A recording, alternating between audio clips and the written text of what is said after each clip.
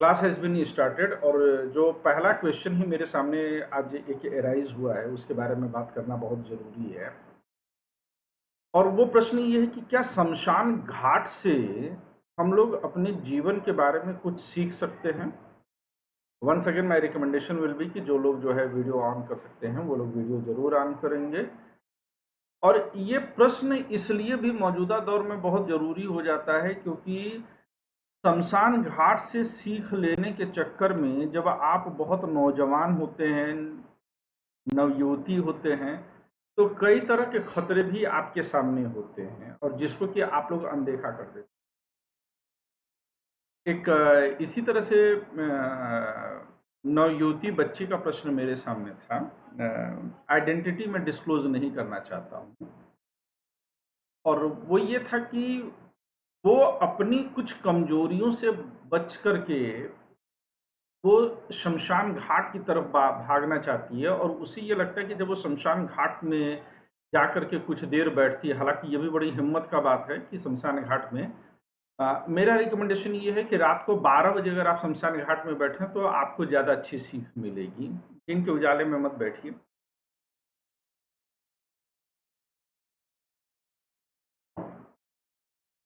Question ये है कि क्या वहां पर, अच्छा, उसका कहना ये था कि जब वो शमशान घाट में बैठती है तो उस वो लोगों के शरीर को जलते हुए देखती है और फिर ये समझती है कि हमारी इंद्रियों की जितनी भी तृषाएं हैं, यानी कि इंद्रियों की जनित मन और तमाम जो इंद्रियां हैं उनके द्वारा जनित जो इच्छाएं होती हैं, तो उसका कहना है कि जब ये शरीर जलता है तो ये इंद्रियाएं भी जल जाती हैं और इंद्रियों के जलने पर वो इच्छाएं भी समाप्त को जलते हुए देखा है और उसे फिर ये लगता है कि इस तरह से जो है ये अपने ऊपर बड़ा बेहतर नियंत्रण पा लेती है।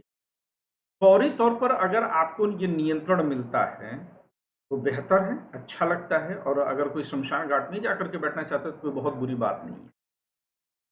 लेकिन दो प्रश्न यहाँ पर एराइज होते हैं कि क्या शरीर के जल जाने के बाद इच्छाओं का नाश हो जाता है? इस प्रश्न का जवाब दो तरीके से दिया जा सकता है। जो लोग जीवात्माओं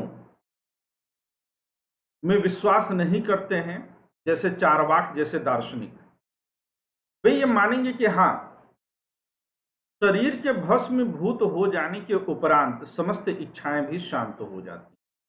आप लोग घबराइएगा मत, मैं टॉपिक से बिल्कुल नहीं भागूंगा। मैं जितनी भी चर्चा करूंगा वो आपके एग्जामिनेशन के लिहाज से पूरी तरह से जरूरी है। तो द नंबर वन इज कि अगर चारवाक की फिलॉसफी में विश्वास करते हैं, और मैंने शायद अब तक आप लोग को रटवा रखा है कि यावत् जीवेत सुखम जीवेत ऋणम कृत्वा घृतम पिबेत भस्मीभूतस्य देहस्य पुनरागमनम कुतः, कि जब तक जियो सुखपूर्वक जियो, कर्ज लेकर के भी घी पियो, भस्मीभूत हो जाने वाली यह शरीर फिर कहाँ प्राप्त होने वाली है। तो ये सही है कि फिर तो जो है इंद्रिय और तृषाएं शांत हो जाती हैं। लेकिन इसमें एक खतरा यह है कि जब इसका यह भी सत्य है कि चारवाक जैसे दार्शनिक, कि जब तक शरीर रहेगा तब तक इस तरह की प्यास, इस तरह की भूख, इंद्रियों की इच्छाएं, इंद्रिय जनित इच्छाएं बनी रहेंगी, उनका नाश नहीं होगा। केवल कुछ समय के लिए, जब तक कि आप शमशान में बैठेंगे, और उसका कुछ देर के बाद तक का जो प्रभाव रहेगा, घंटा 2 घंटा 4 घंटा, तब तक ही आपका मन शांत होगा। उसके बाद आपका मन शांत नहीं होगा, वो फिर से आ जाएगा। मेरी एक बात को आप हमेशा याद रखिएगा कि नैतिकता कभी भी बाहरी दंड के द्वारा स्थापित नहीं किया जा सकता है। नैतिकता स्वयं पर नियंत्रण पाकर के ही स्थापित किया जा सकता है। अगर आप लोगों को ये कभी कहना हो कि आशीष सर की सबसे अच्छी, मतलब कि या आशीष सर का कोई एक स्टेटमेंट जो वो हमेशा दोहराते हैं, तो निसंदेह आप लोग यही कहना चाहेंगे कि अपने मन के ऊपर नियंत्रण करो। यही वो मेरा एक स्टेटमेंट है जो मैं बार बार आप लोगों से कहता हूं कि मन की खुजली मिटाओ, उसको शांत रखो, मैं इसी पॉइंट पर बार बार मैंने जोर दिया है।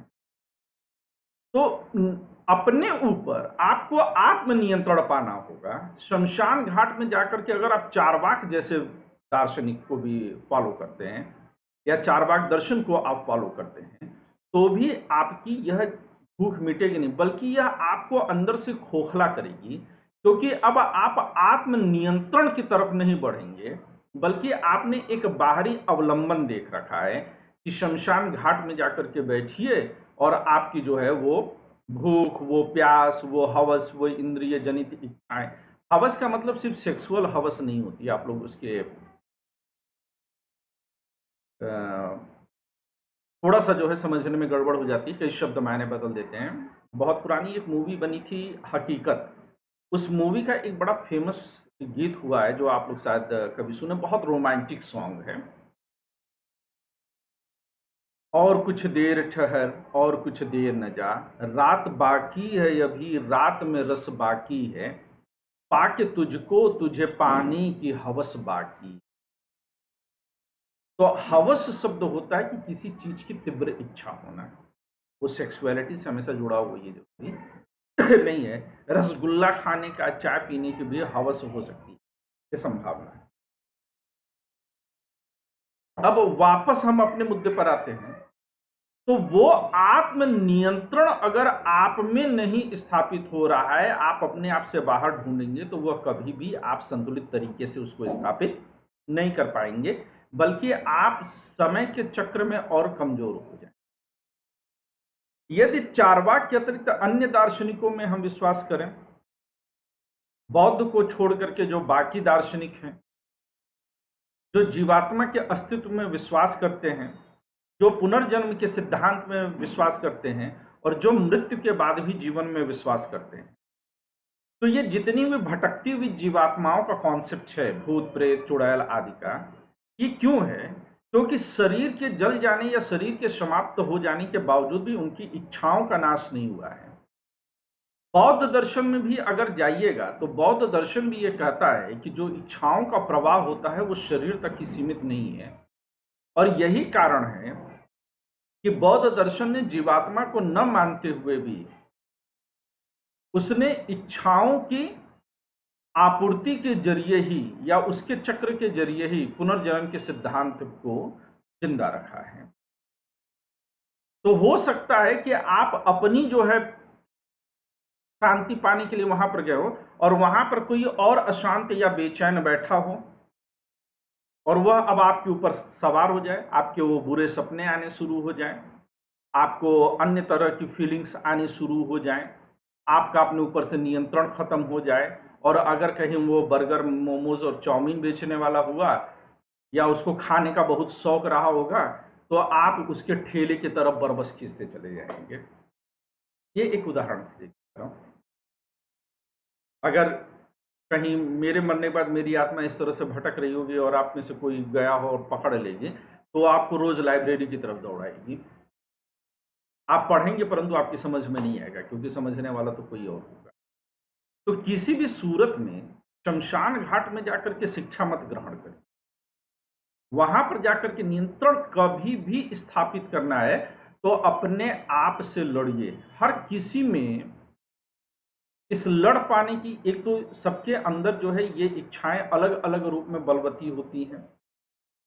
किसी में आईएएस बन जाने की इच्छा बड़ी बलवती होगी, किसी में बच्चे के साथ खेलने की इच्छा बड़ी बलवती होगी, किसी में दोस्ती यारी करने की इच्छा बड़ी बलवती होगी। तो शमशान घाट में जाकर के इसका उत्तर नहीं मिलेगा। शमशान घाट में जाने का मतलब है कि अभी जब जो है पूरे जोश जवानी जिंदाबाद की स्थिति में आप हैं, तो आप अपने आप से लड़ने का काम करेंगे। जैसे जैसे उम्र का हौसला टूटेगा, वैसे वैसे आपकी लड़ने की स्थिति और कमजोर होगी और आप फिर पूरी तरह से डिप्रेशन और फ्रस्ट्रेशन की स्थिति में बह जाएंगे। आप पूरी तरह से अपनी इंद्रियों की इच्छाओं के गुलाम बन करके रह जाएंगे। इसलिए आज लड़िए। और मन पर नियंत्रण पाने का एकमात्र तरीका यह है कि अपने मन को समझाइए कि तुम मेरे हो, मैं तुम्हारा नहीं हूं। मन की गुलामी छोड़ करके मन को गुलाम बनाना सीखिए। गोपाल बनिए। आप सबको जो है मैं एक सलाह दूंगा, गोपाल बनिए, गोस्वामी बनिए। यानी अपनी इंद्रियों पर नियंत्रण करना सीखें।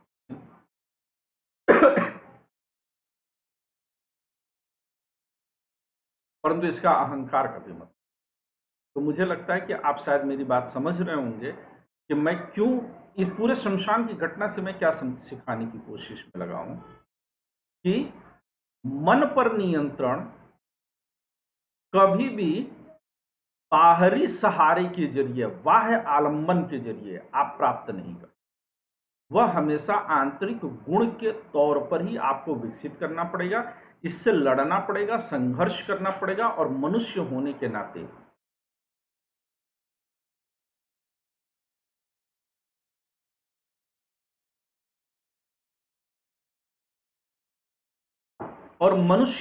नाते यही आपके जीवन की कथा व्यथा है, यही आपका सबसे बड़ा धर्म है।